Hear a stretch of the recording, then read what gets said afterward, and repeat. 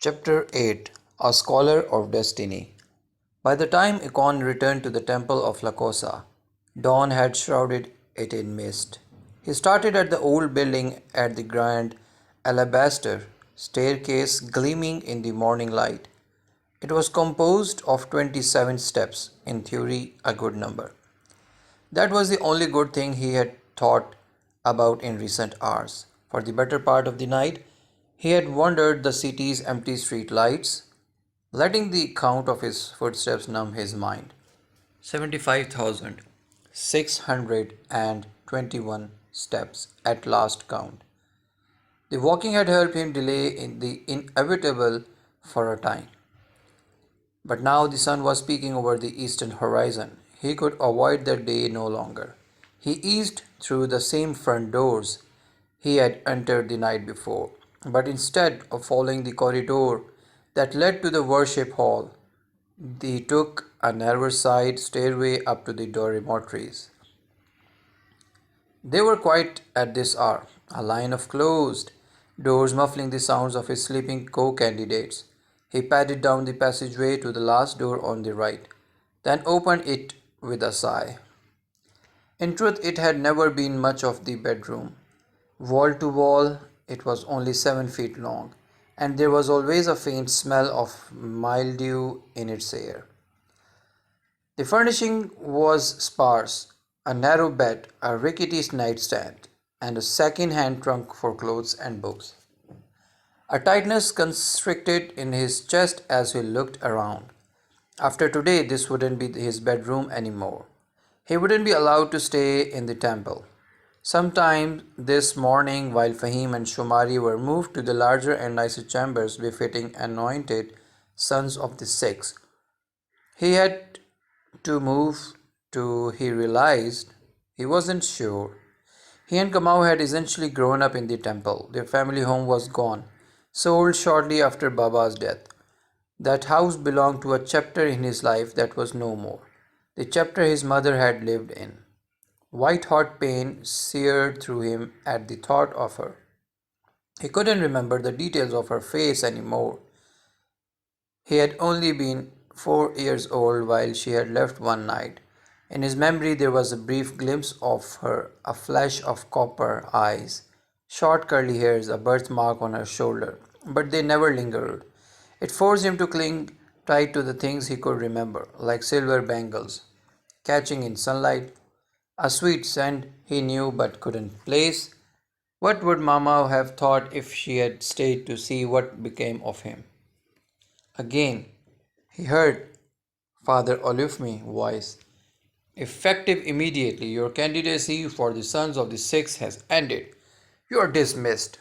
Each word struck like an arrow, piercing all the soft parts of his ego. He hadn't merely failed, he had been formally expelled in front of the entire warriorship. In a single night, he had broken a generation's. Then, each word he wouldn't follow in Baba's and Kamau's footsteps. He wouldn't prove his manhood. He flopped down on his mattress, letting its itchy surfing feathers poke into his back as he glared at the ceiling and tried to figure out how it had all gone wrong so fast. Each moment of the night recounted itself in his mind, blurring together like pages in a book. One in particular stayed dog-eared. The girl, even now, the thought of her made Ekon's blood boil. Last night's disaster had been, after all, her fault.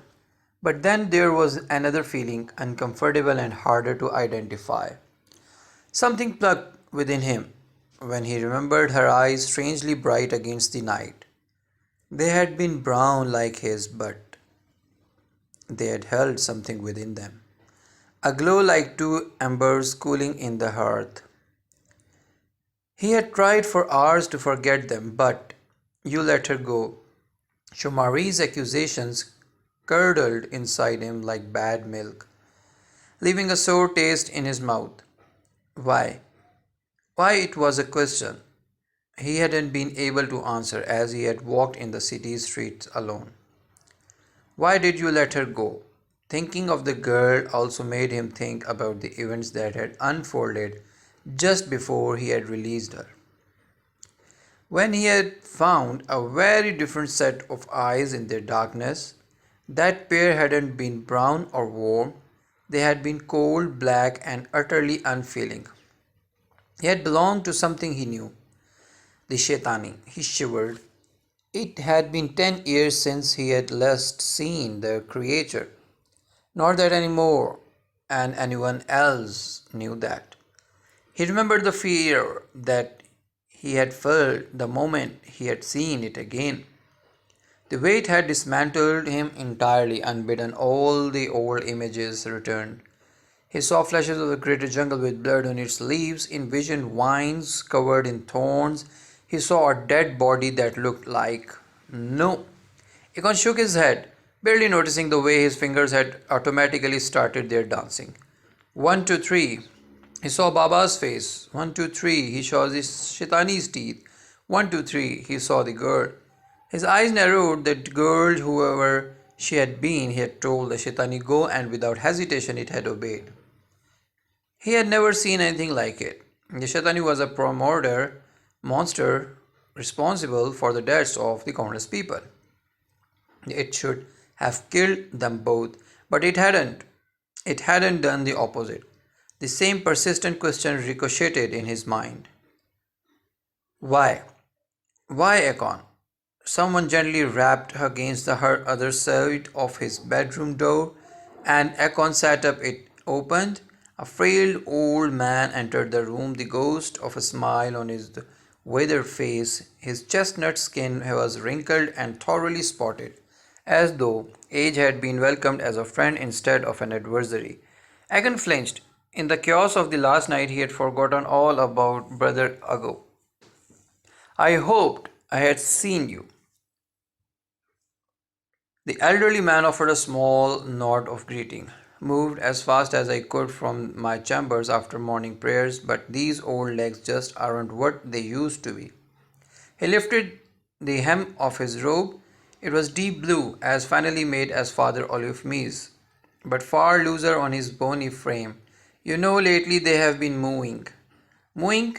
Egon's eyes narrowed. Your legs have been moving. Yes, Brother Ago scratched his white beard, frowning as he examined them. It's a curious thing. You might say I have a calf injury. He looked up, grinning. Do you get it? Because a baby cow is called a... You can't be serious. Well, excuse me. Brother Ago pointed a gnarled finger at him, feigning hurt. Ekon noted with a pang that the slight tremor in the old man's varicose-veined hand was getting worse. I recalled that you used to like my jokes when you were a little boy. Ekon tried to swallow the hard lump rising in his throat. The renewed pain. Brother Ago was the oldest member of the temple's fraternal order, and nothing at all like Father Olufme. The old man had been a mentor to him all his life, a constant advocate. Ekon hung in his head, embarrassed. I would like a word, said Brother Ago, more softly now. Walk with me, please. In silence, Ekon followed Brother Ago out of his room and through the temple's stone wall hallways. Their steps were slow. Brother Ago wasn't as fast as he had once been, but in time they were made their way to the corridor and led to the temple's library. Ekon had thought that was where they were headed. Most of his childhood lessons had been there, but a hint of mischief touched Brother Ago's eyes as he made an abrupt turn to the right instead. Perhaps we might try for a loftier view today, he murmured. He approached a nondescript door and wrenched it open. Inside, Ekon was surprised to find that what he had always assumed was just a broom closet actually contained a set of narrow inclining stairs. He was more startled when Brother Ago marched up them without hesitation. He followed. They reached a trapdoor at the top of the steps, and the old man gave it a firm push with his shoulder. A sudden shaft of golden light poured in above them, and he wriggled through the opening and with unexpected flexibility. Ekon copied the gesture and stuck his head through the door. Then he froze, stunned. The circular garden that lay before him was like nothing he had ever seen. It wasn't large. He guessed he could lap its perimeter in under a minute, but almost every inch of it was blanketed with flowers. Lush roses, long stemmed tulips, even a group of red gold fire lilies in mid bloom sprouted from the dark, shimmering soil like some piece of unworldly paradise. When he stared beyond the garden's low walls, he saw the top of every building in the city. From this vantage point, he guessed they were at one of the highest points of the temple. What? He looked around. What is this place? It's called a sky garden, said Brother Ogo cheerfully. He closed his eyes a moment and smiled, the very image of contentment. According to my readings, they were once quite popular among the upper classes, though I am sad to say they have gone out of fashion in the last century or so. Ekon marveled at the place. When he looked closer at the ground, he saw that despite the illusion, hundreds of tiny flower beds had been arranged to give the impression that the flower grew straight from the stone, but it was still impressive landscaping. I had no idea this was her. To be fair, most people don't say, Brother Ogo. He gave Ekon a meaningful look, and I wouldn't mind keeping it that way actually. An old friend introduced this place to me many years ago, and it's since become one of my favorites in the city. Wonderful for meditation and the bird watching. He ambled over to a long stone bench in the garden's center and patted a spot beside him. For several minutes they sat in silence side by side before Ekon felt Brother Ugo's gaze. Do you want to talk about it? Not really. Last night did not go as you would have hoped, I presume. It was a disaster. Ekon massaged his temples. An absolute unmitigated nightmare. Brother Ugo's eyes fitted to the thorn white rose before them. Nightmares hunt like beasts of prey, vanquished in the light of day. He looked up. Do you know who said that? Yo, good guess, Brother Ugo smiled, but no, those words come from a poem written by the esteemed poet and linguist Master Lamamba. Do you know what they mean? Ekon shook his head. It's an allergy. Those beasts of prey represent our worldly troubles. Brother Go explained. Often we run from painful things and hope that they will tire of chasing us. But in truth, avoiding our troubles simply gives them more sustenance, allowing them to eventually consume us whole. Only when we cast light on them and acknowledge them can they truly be vanquished, allowing our spirits to be free. Akan didn't know what exactly where the words came from, only they rose from within him and left his mouth before he could stop them.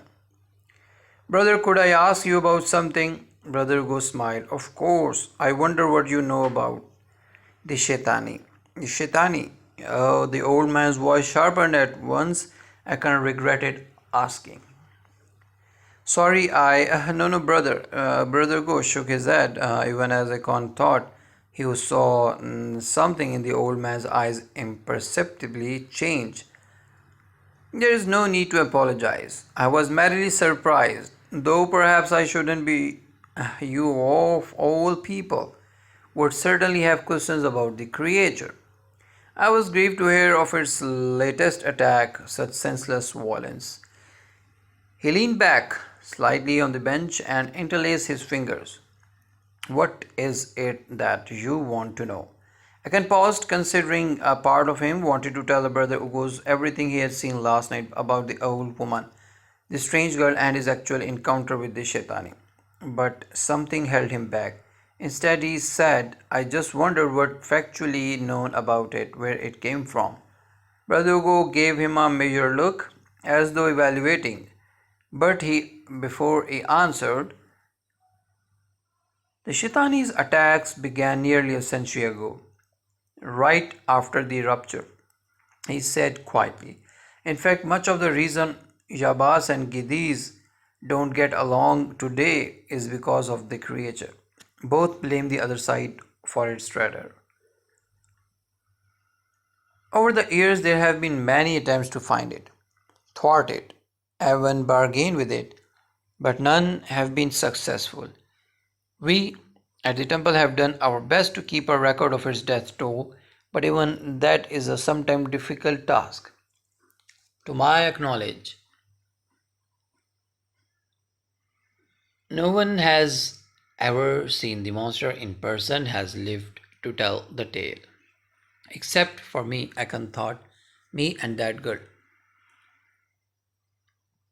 Brother Ugo sighed. It is certainly a fearsome beast, perhaps one of the most intelligent predators to ever walk these lands.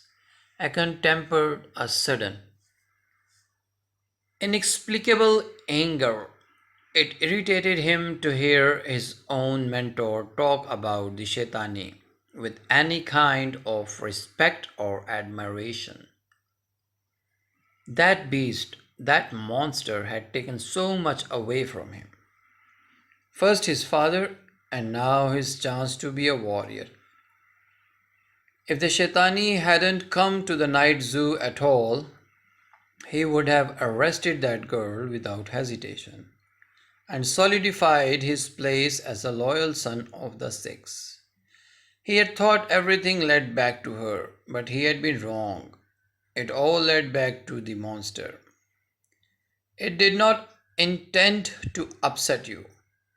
Brother Ugo was looking at him more carefully now, as though seeing something for the first time. We do not have to speak any more of it. If you would prefer. I hate it. Ekon slammed his fist hard against the bench seat. I wish it was dead. He heard his own anger aloud and paused. You probably think I should be more disciplined. What I think, the old man said gently, is that I have no right to judge you.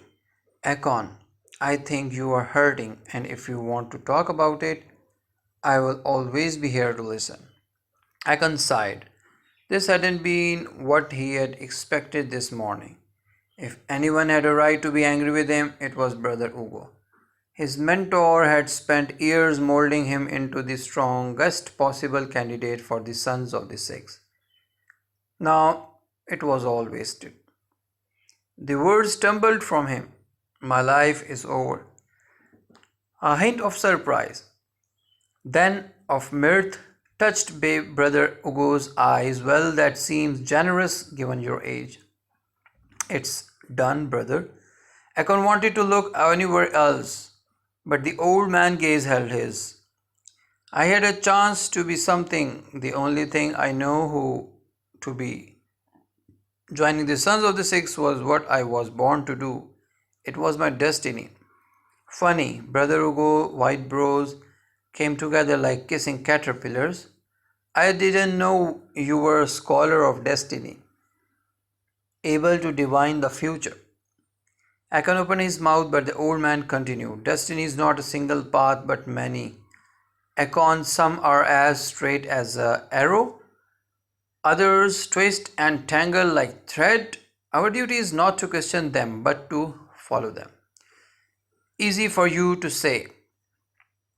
The corners of the old man's eyes crinkled, amused. I follow a path too, Ekon, one that I believe will someday allow me to fulfill my most righteous work. The journey is long, but each day is a gift. Speaking of gifts, he reached into the folds of his robe. To Ekon's surprise, when Brother Ugo withdrew his hand, he was holding a leather-sheathed hanjuri. It was a simple weapon and adorned by any jewels or intricate designs on its wooden hilt. But Ekon's breath still caught when he saw the name carved into it, Asafa Okojo. This, Ekon's throat tightened.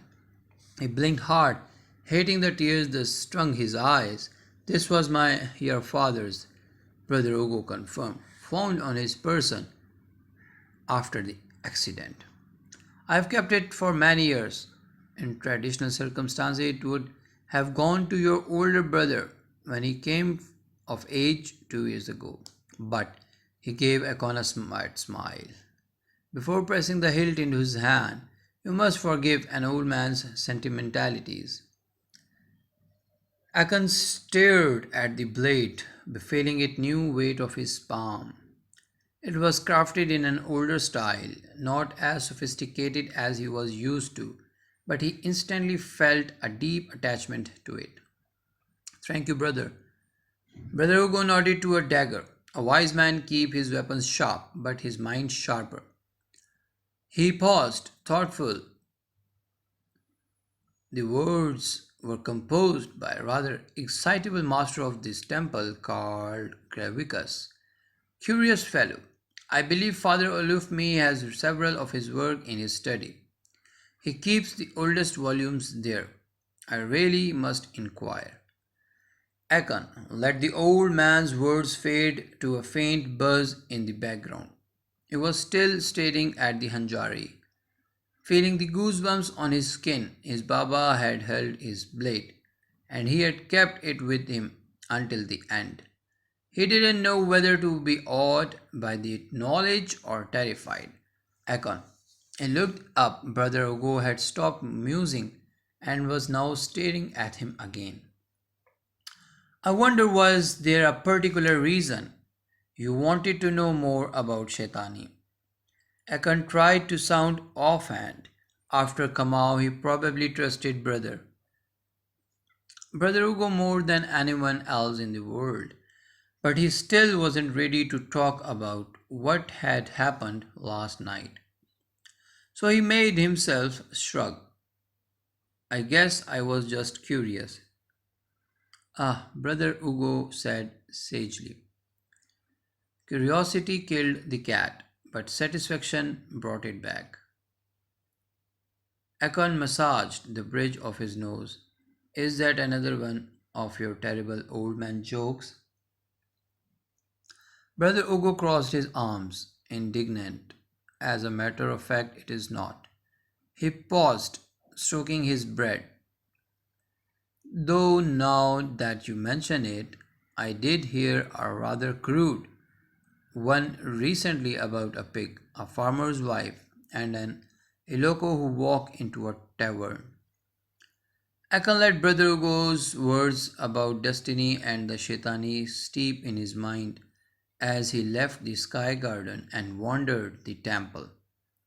By now, true morning light was seeping through its arched windows, reminding him of the past, but he just couldn't make himself return to his room to pack his things, not yet.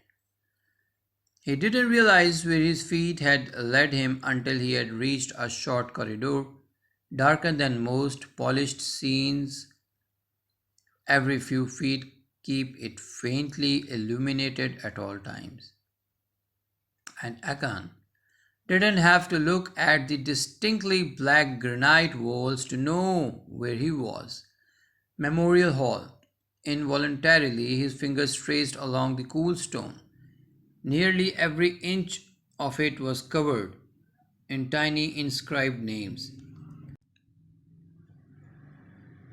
There was mostly retired warriors listed, occasionally the name of an esteemed master scholar of the temple. He searched the chronological roster until he found what he was looking for. Warrior Asafa Okojo, death in service to the Sikhs. I can look from the name to the old Hanjari looped on his belt and fought a shudder. Brother Hugo had said the blade was found on his father's person after the accident. Accident was polite way of putting it. Baba had been found at the edge of the great jungle, mauled nearly beyond recognition.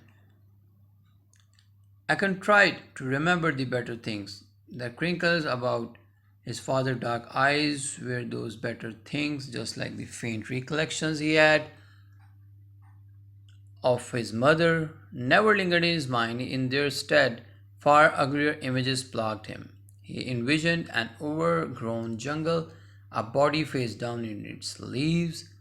Ekon screwed his eyes shut, trying to use his fingers to count away the rising nightmare, but it held fast.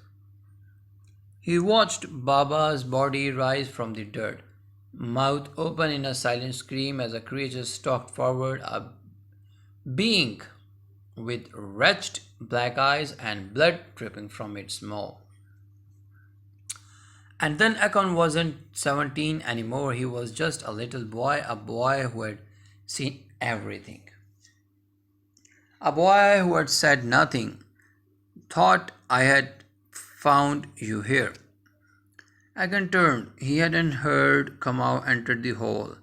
His brother's face was inscrutable.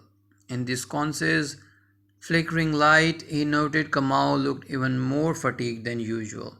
His eyes were bloodshot, his hair was unkempt, and he smelled faintly of something sweet, maybe wine.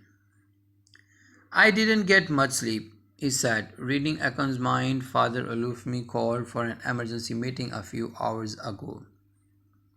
What about? I say Kamau's stoic expression didn't change. It's confidential. Confidential? There was that word again, erected between them like a wall. Ekon thought back to a different time, when he and Kamau had faced everything together. After Mama had left and Baba had been killed, it had been Kamau who had found them a new home at the temple. The two of them had carved out a life there, built hopes and dreams together side by side. All of that was gone now. I spoke to Father Alufmi about you too, Kamau murmured. He has agreed to let you stay in the temple. What? Ekon gawped. How? I reminded him that you have worked here for a decade, that you could still be of service. He said there was a position available. Really? Kamau didn't meet his eyes. Brother Apunda is getting older and he needs help overseeing temple maintenance, especially with the bonding coming up in 2 months. Ekon didn't hide his immediate scowl. Brother Apunda, the temple's head custodian, was a stern old man who always smelled of spoiled legumes. Come, I really appreciate you speaking up for me, he said in earnest, but I don't want to be a custodian. I want to be a warrior. For the first time, Kamau's face held real sadness. I know, he said, but it was the best I could do. I am sorry. A silence fell between them, and Ekon looked away for a moment. When he lifted his gaze, he found that Kamau was staring at the memorial wall. Not for the first time. And wondered if this brother was thinking about the same thing he always thought about when he came here. I miss him. He thought he would said it too faintly for Kamau to hear. But his brother slowly nodded. Yeah, the word was choked. Me too. Kamau shifted his weight. Look, Eki, I know how badly you wanted to be a son of the six, and I know you feel like you have to be one to make Baba proud. But what Baba loved most wasn't his uniform or title. It was the fact that he had got to serve the city and its people. Kamau looked up. That's something you can still do as a custodian of the temple. Working here still always you to serve, Lkossa, to be like Baba. Kamau went on, but Ekon stopped listening. His eyes had wandered yet again to his father's name etched into the wall before them. In his mind, only one part of what his brother had said echoed, be like Baba, be like Baba. In 17 years, he had wanted plenty of things: to kiss a girl, to have more time to read in the library, treats from these temple's kitchens. But the thing he had wanted above all else had been singular. He had wanted to be like Baba. He had longed to follow in his father's footsteps, the Okojo family's footsteps, and to add something worthwhile to the legacy. That had been his path, laid out before him as straight as an arrow since childhood. Kamau had gotten to follow that path, but Ekon's path had been taken away, and not because he hadn't earned it or wanted it enough. His path had been stolen from him by a monster. The Shetani had taken his father's life, and now in a different way. Ekon reasoned that it had taken his too. His plans, his hopes, everything he had spent years working for was gone because of what that wretched creature. His fingers tapped out a rhythm, trying to find a new count, but it was futile. There was no way to calculate a loss of that magnitude, to enumerate that kind of pain. He had never wear the blue kaftan, never have his name added to his wall, his father, when he has someday died. His life was over before it had begun, and it was the Shetani's fault. It always led back to Shetani. His fingers stopped their tapping and curled until they felt the fingernails digging into the flesh of his palm. He wanted the god's forsaken things dead, wished him all his heart had that someone would. He stilled. Ekon. In his periphery, he felt Kamao's eyes on him. You okay? Yeah, Ekon had to work to keep his expression impassive. The idea slowly forming in his mind was no more than a budding sprout, small, impossible, but it was there.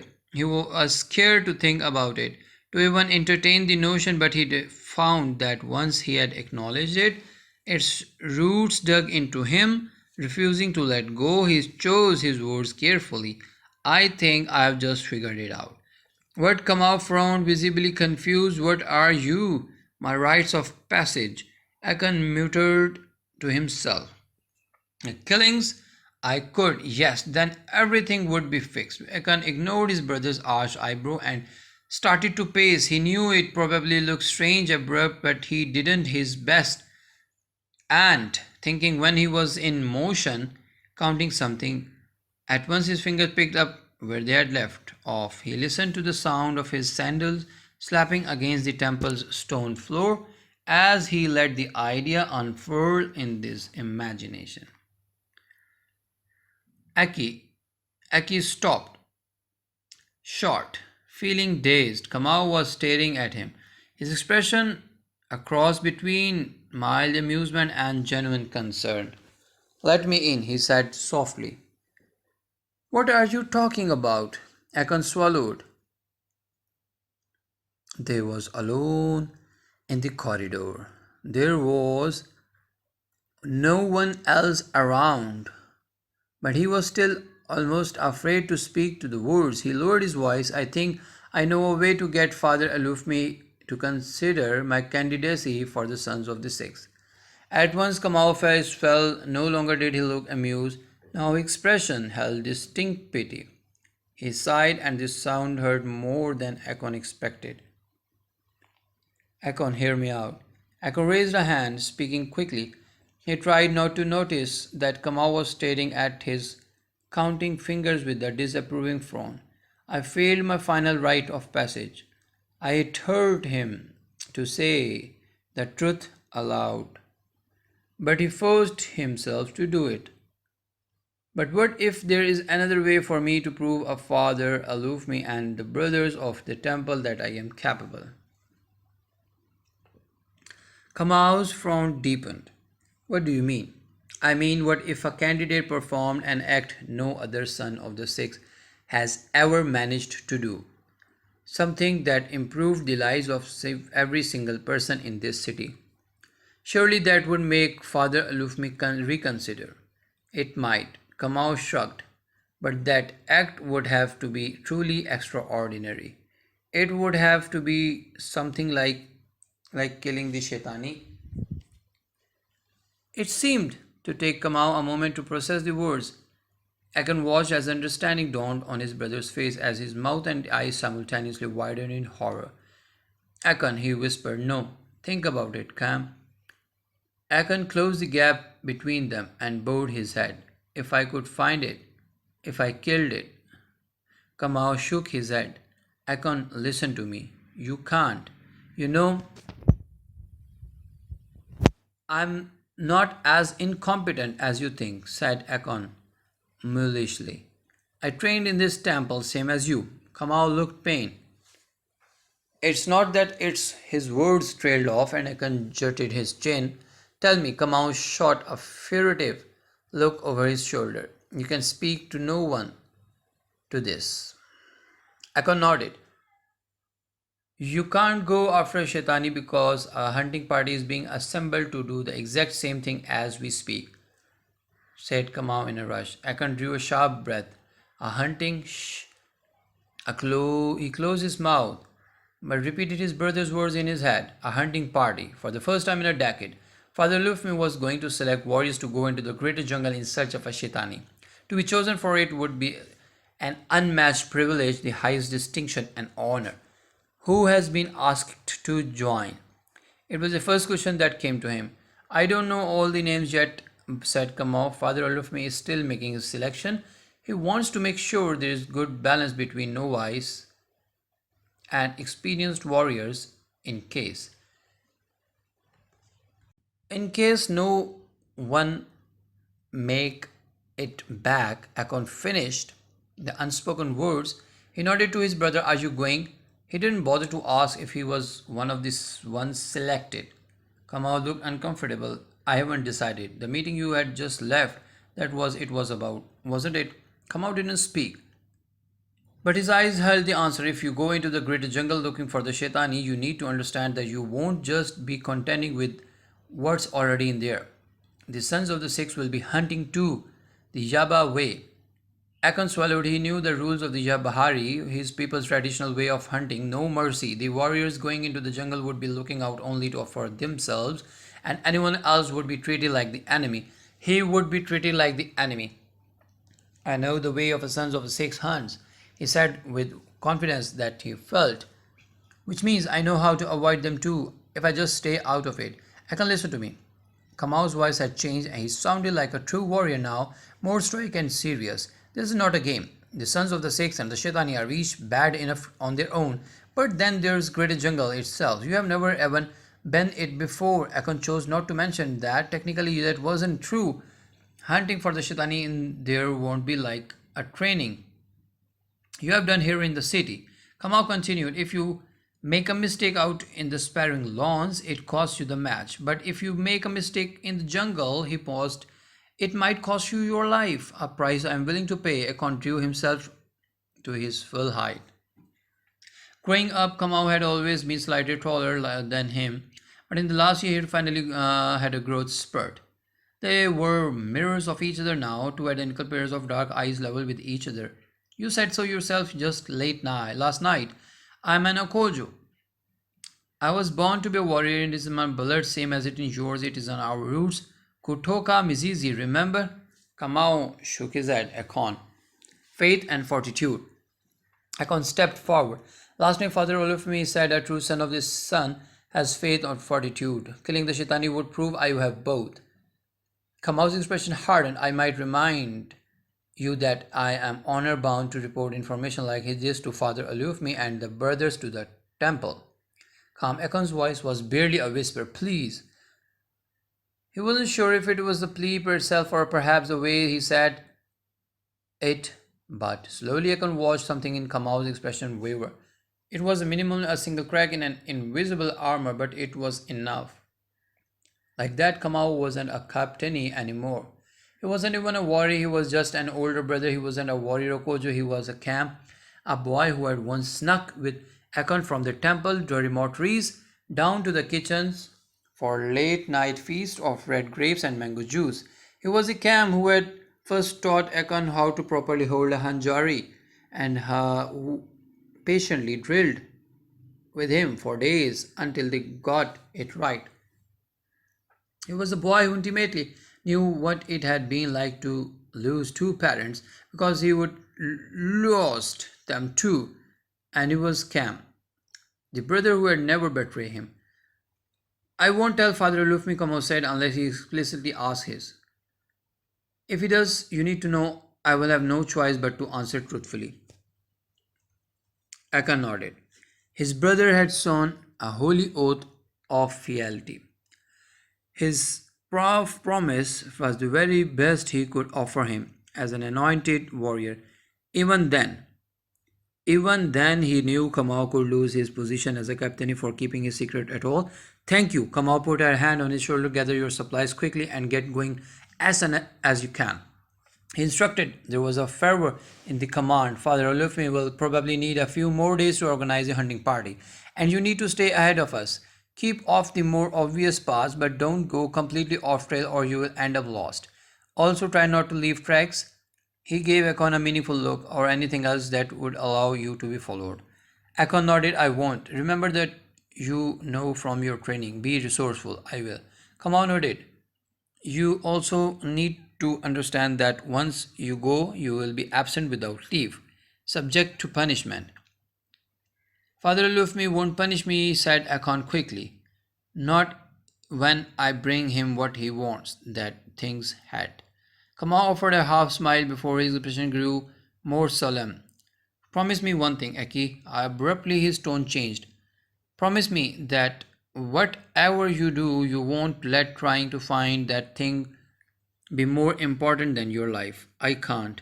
He glanced at his feet. I can't lose you too. You are all I have got left. Akan held his brother's gaze, ignoring the tightness in his chest. Never in his entire life had he lied to Kamau. He would have to now. I promise, he said, I will be back in a few weeks, maybe less. Kamau nodded. I'm going to do it, Cam, said Akon. I'm going to find that monster, I'm going to kill it, and I'm going to avenge Baba. And I will earn my place in the Sons of the Six.